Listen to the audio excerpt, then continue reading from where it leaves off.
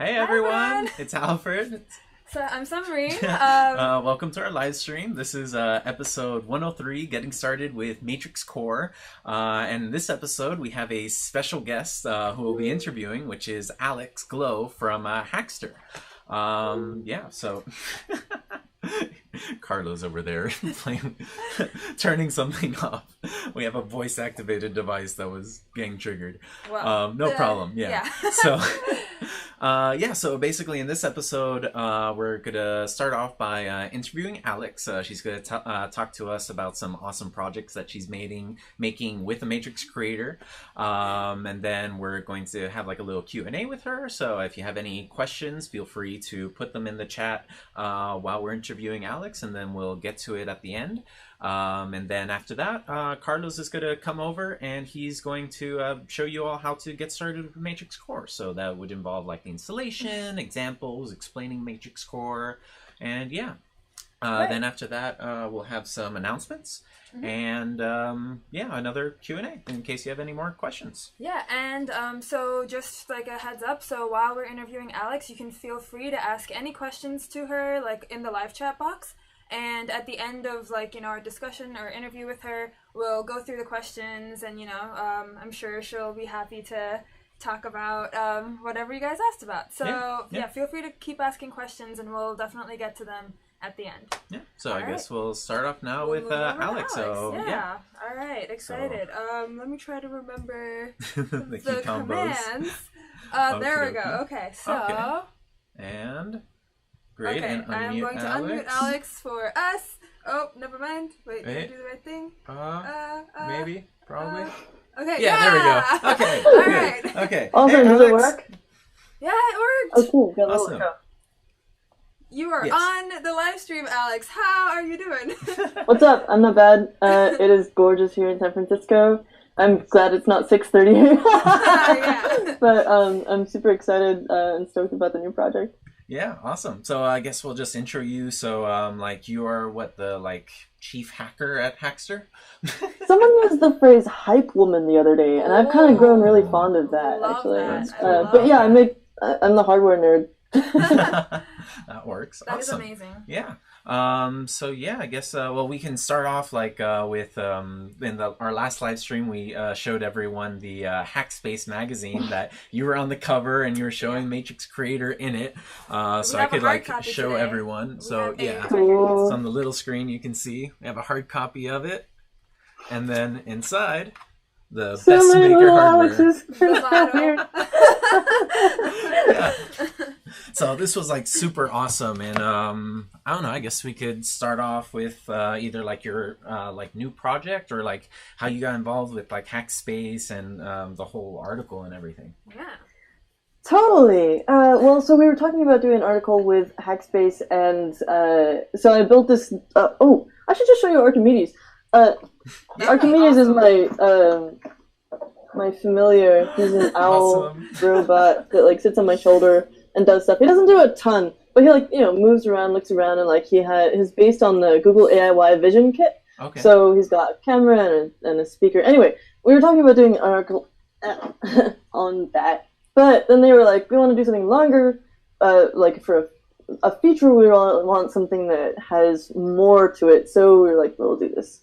They suggested that we do a roundup of hardware from the last year of stuff that's really cool in these different categories. So there's AI, fabrication, microcontrollers, FPGAs, and actually I didn't realize I had forgotten that the Matrix boards actually fall into the FPGA category as well. So I put them in the AI smart assistant category.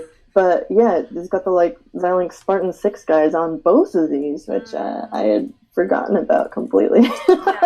So that's an exciting sort of thing that came up again when I've been researching what to do for this project. And I can just sort of launch into that if you want to hear about it. Oh, well, yeah, right before then, our team's telling us that the live stream, it's actually a bit choppy. No! So any idea what that could be? Not Is it both of us being choppy or just me? It's just the stream in general is being choppy. Okay. Let's see. Anything in the settings for the stream? So give us a second while we troubleshoot this. I'm going to hang out with my cat. Nice. Wow, very cute, very cute. I'm could not it sure. be? It wasn't choppy when I tested earlier. Little confused. Does tech ever go right the first time? Apparently not. It could be the video bitrate, but if I mess with it, it might not come out so good. So. Well, so recording and blah blah blah.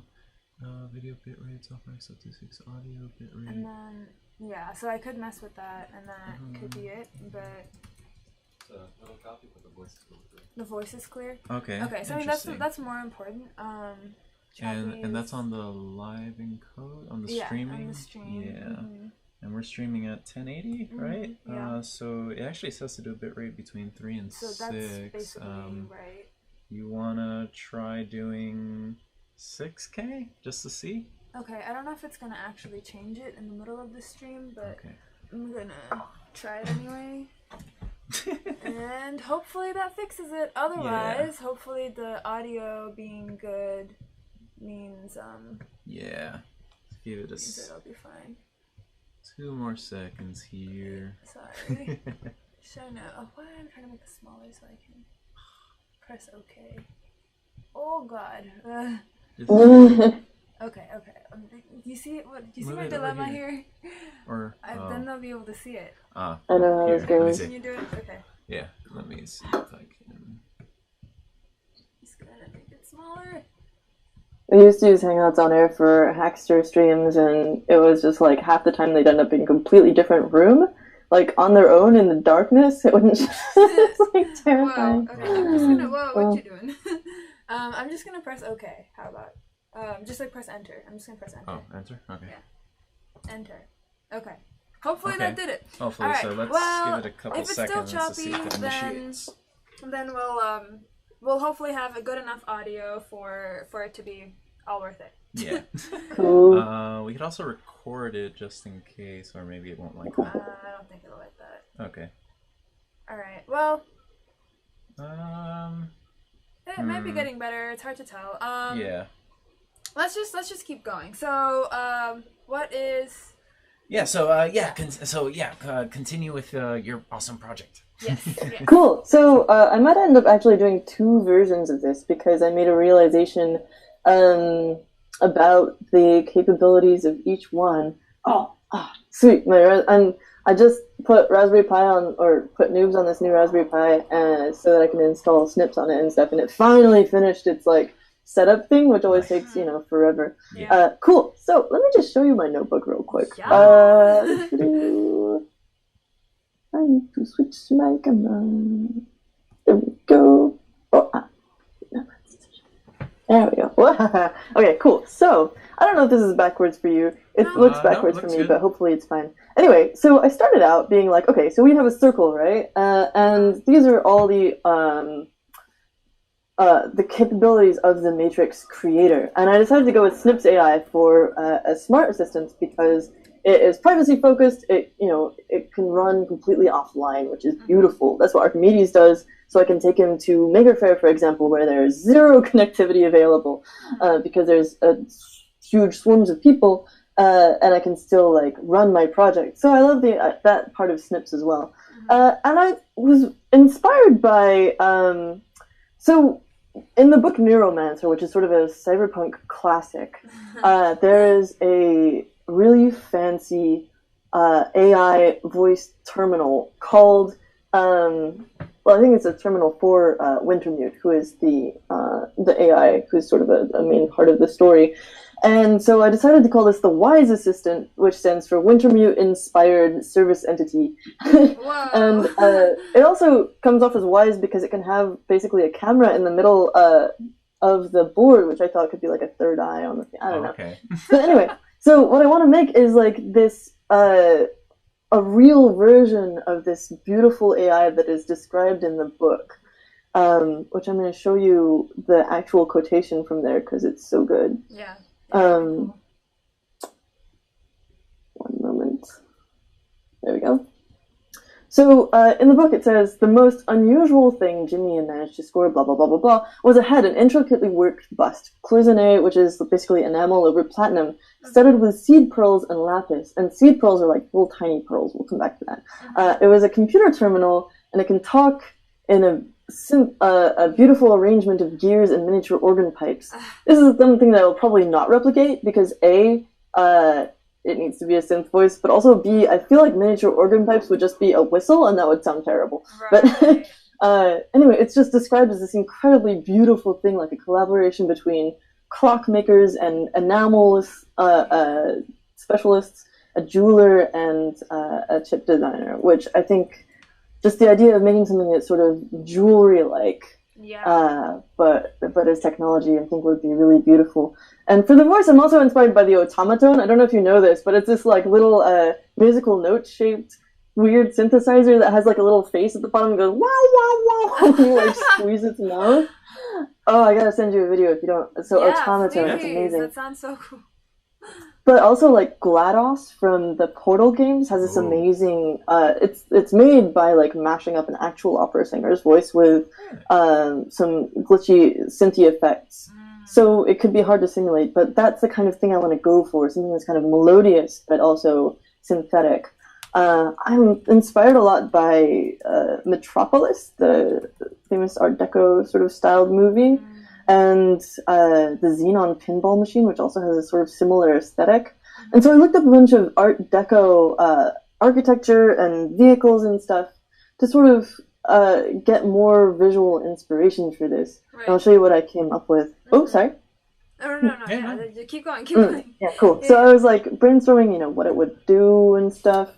And so in the course of setting up my Snips account today, I took a look at what the apps are that are available, and there's some useful stuff like weather and Wikipedia and like music controllers, all of which are great. Yeah. But also I want to make, for example, like a Pomodoro and like a which is like a timer to help you be productive. Right. Yeah. And I remember looking that up a couple days ago.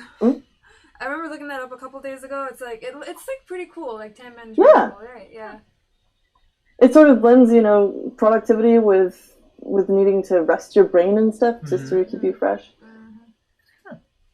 Anyway, yeah, and maybe like a meditation timer, and I've been playing around with brainwave controlled stuff a lot lately, and that can run just on JavaScript, on anything that has basically Wi-Fi connectivity, so this would be perfect for that. And so, let's see, I thought for how to actually construct this thing, I thought about making, so the circuit boards are flat, right? But I want to construct a 3D head. And I don't want to 3D print something that's solid because it would sort of obstruct the sound. And so you can get these filaments that basically print in metal. Yeah. You can also get actual, get Shapeways to print you stuff in metal, but it takes forever, and it's really heavy because it's real metal, and it's really expensive. But and it's conductive. You can get like conductive filament, but also non-conductive ones, I think.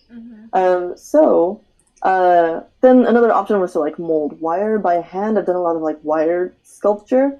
I'm really inspired by Arthur Ganson, who makes these really beautiful wire-based mechanical machines that are just gorgeous.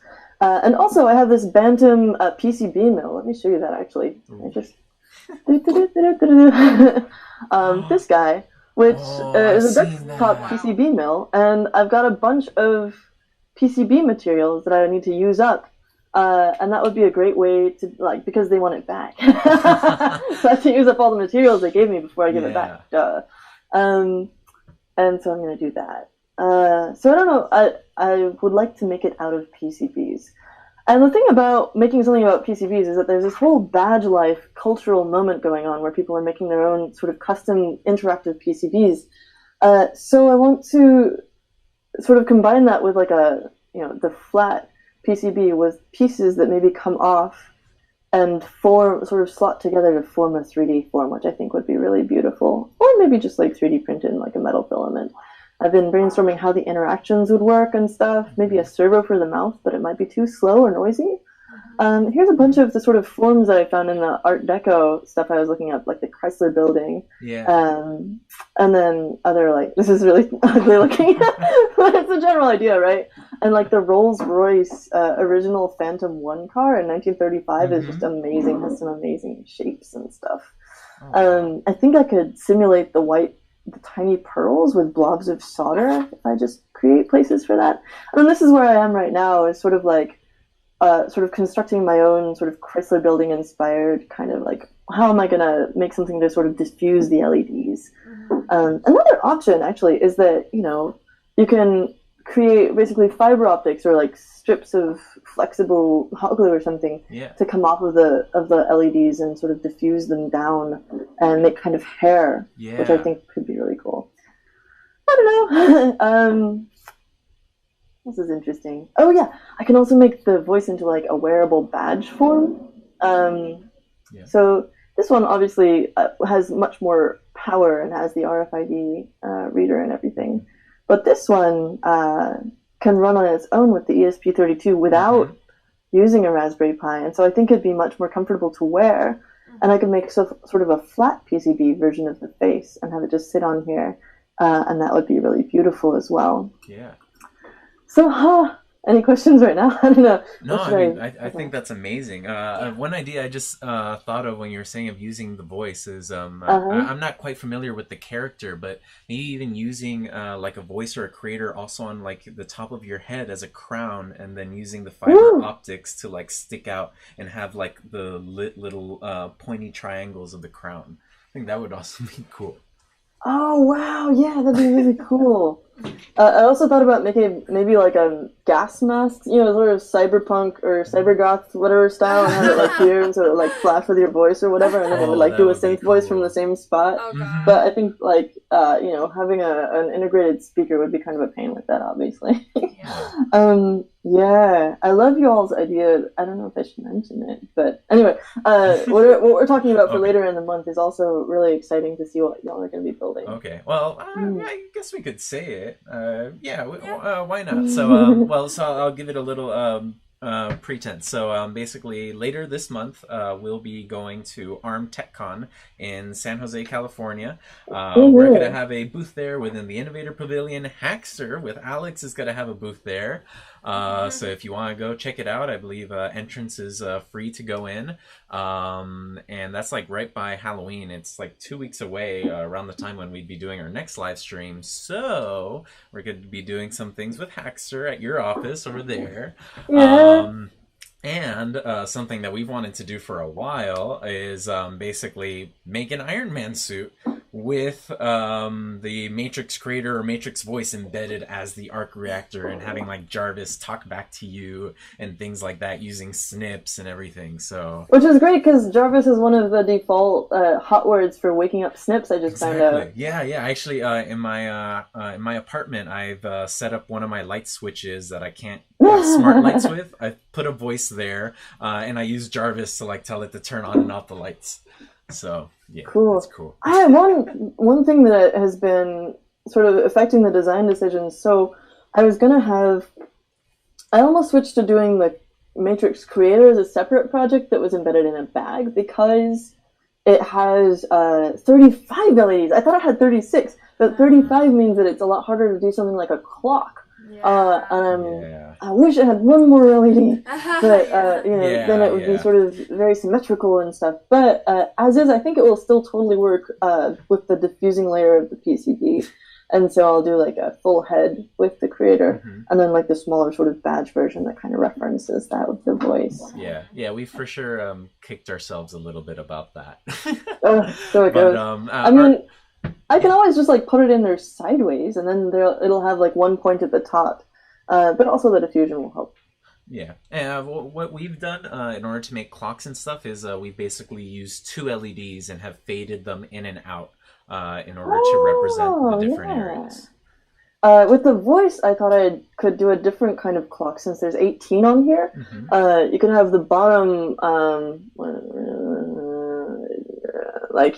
if you put it like this, then you can have the bottom 12 be hours, and then the top 6 be like 10-minute intervals. So you get like sort of a a general That's pretty clock that would look smart. kind of Yeah. really cool. I don't know. I also want to use it as an EEG meter because brainwaves are cool. Yeah, What are you brain using waves. for your EEG sensor? Like, is it It's a Muse Muse headband. Let Yeah. me Oh, those are so cool. this guy. Yeah. Oh, Yeah. oh, that's awesome. That's what was controlling the Thinker Blinker the other day. And you just hook it up to an app on your phone called Muse Monitor, and then you can stream the data over Wi-Fi to your computer. Oh, wow. So even with like the delay of like Bluetooth to phone, and then Wi-Fi from there to computer, and then Wi-Fi from there to the particle photon that's running this lamp, even so, it's almost instantaneous feedback. I can like turn on the lamp with my mind. It's called a Thinker Blinker. It's great. Awesome. But I want to use that to like train my brain even like more. Awesome. 'Cause And like, that's how cool. granular can you get with it? Like, how much can you control using the Muse? So I used to use the NeuroSky, which was much worse at this. The Muse is much easier to do. I can reliably hold it on for like 5 seconds and hold it off for 5 seconds at a Okay. time. Actually, the off position is harder because you're sort of focusing on not focusing, right? uh, so I've adjusted the thresholds a bit. I think that doing something like this, like it's honestly just hard to hold your mind in one state. So it's hard to say if like that's sort of my brain or the hardware. It's definitely easier to use this than the NeuroSky stuff. So I think it's more effective. So also you've got 3 reference ground electrodes here, and then you have 2 electrodes here, and then 2 on the back here that contact your ears. So you actually have 4 inputs, whereas with the NeuroSky stuff you only have 1. And I think that helps a lot with precision. That's cool. Cool. Okay. It's definitely real. You can see the proof videos that I posted on the tutorial, which are not like I didn't like take a half hour of footage and then edit it down to find the 5 seconds that actually worked. Yeah. You can trust that because like science is cool. But yeah, it does work. Awesome. That's cool. It'd be really cool because for TechCon we're bringing our demo robot arm. So yeah.